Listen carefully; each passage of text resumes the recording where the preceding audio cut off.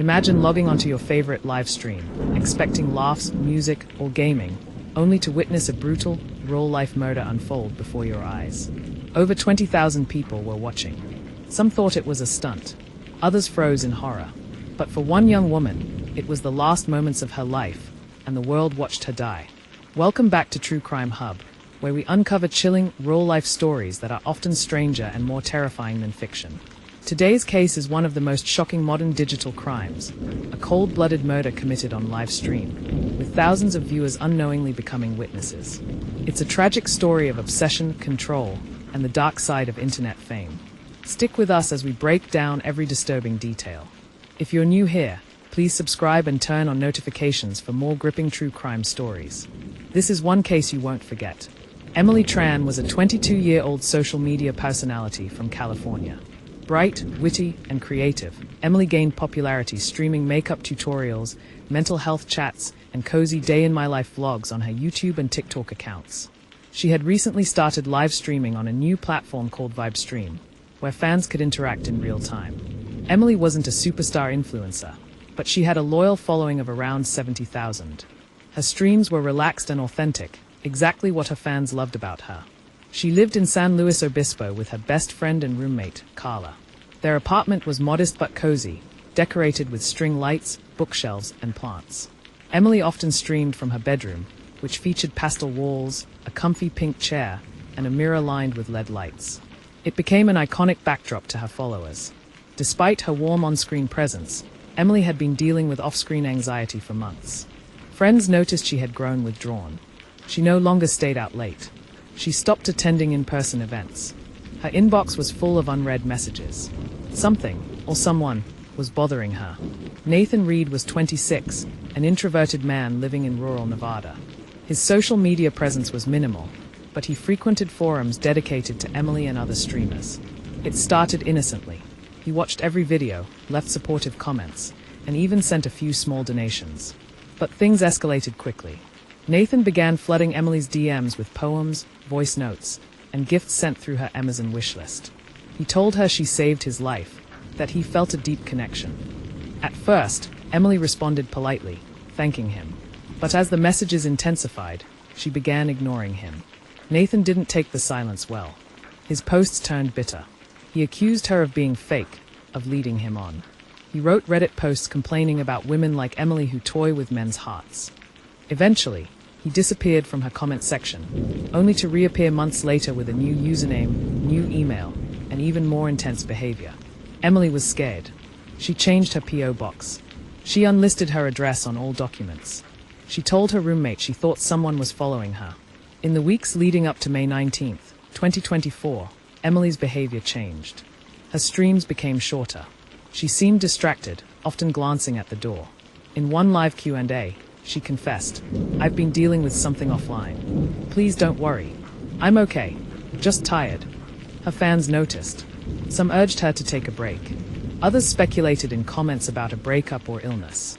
Privately, Emily had filed an informal report with local police. She didn't know Nathan's real name, but she had screenshots of his messages. Unfortunately, without a restraining order or an actual confrontation, the police said there wasn't much they could do. That same week, Nathan rented a car in Reno, purchased a burner phone, and began driving towards San Luis Obispo.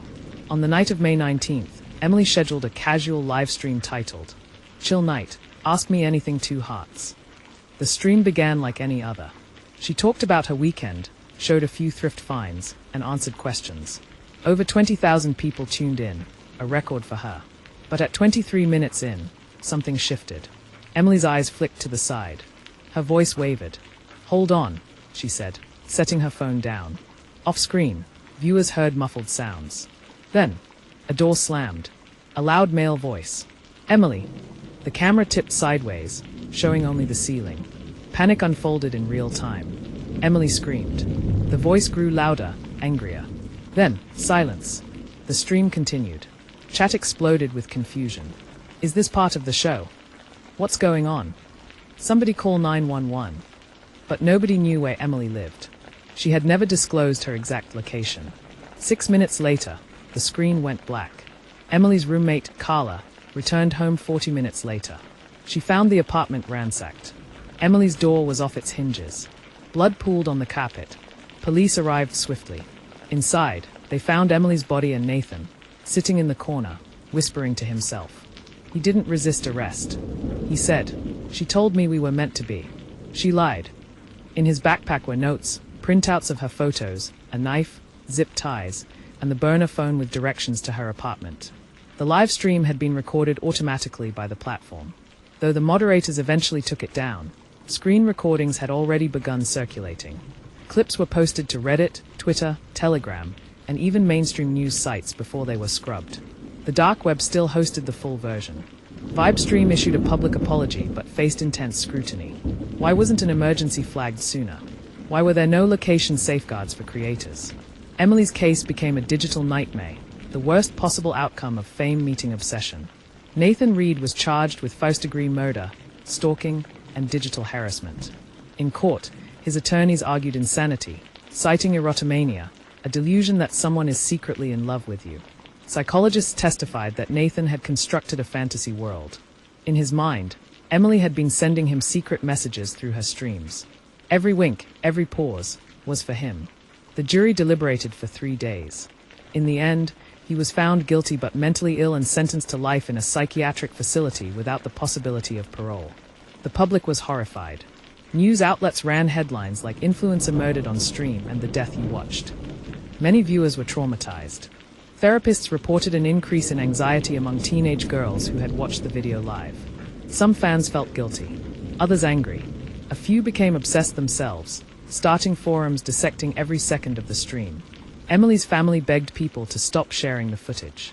Following the tragedy, Livestream introduced real-time AI moderation, emergency override buttons, and address masking features. YouTube, Twitch, and TikTok followed suit. Multiple states proposed the Emily Tran law, aimed at protecting digital creators from stalking. The law would require platforms to provide location anonymization and real-time security alerts. Her death became a catalyst for systemic change. The Emily Tran Foundation launched 6 months after her death. It provides mental health support for creators, stalker awareness training, and legal resources. Celebrities donated. Influencers wore pink ribbons in Emily's honor. Annual streaming marathons raised money for her cause. Though she was taken too soon, Emily's voice lives on in every content creator who now feels safer sharing their world online. Emily's murder wasn't just a tragedy, it was a wake-up call. In a world where connection is just a click away, we often forget that our digital idols are real people. Vulnerable. Human. Nathan Reed didn't break into a stranger's home. He broke into a fantasy he created, and took a life when that fantasy unraveled. The next time you watch a stream, remember, there's a person on the other side of the camera. Someone just trying to share, connect, and exist. Let Emily's story be the last of its kind. If you or someone you know is being stalked or harassed online, don't dismiss it. Save every message. Report it. Contact local authorities and support networks. Support your favorite creators by being respectful, aware, and kind. Share this video to spread awareness. Like, comment, and subscribe to True Crime Hub for stories that need to be told, so they are never forgotten. Stay alert. Stay kind. Stay safe.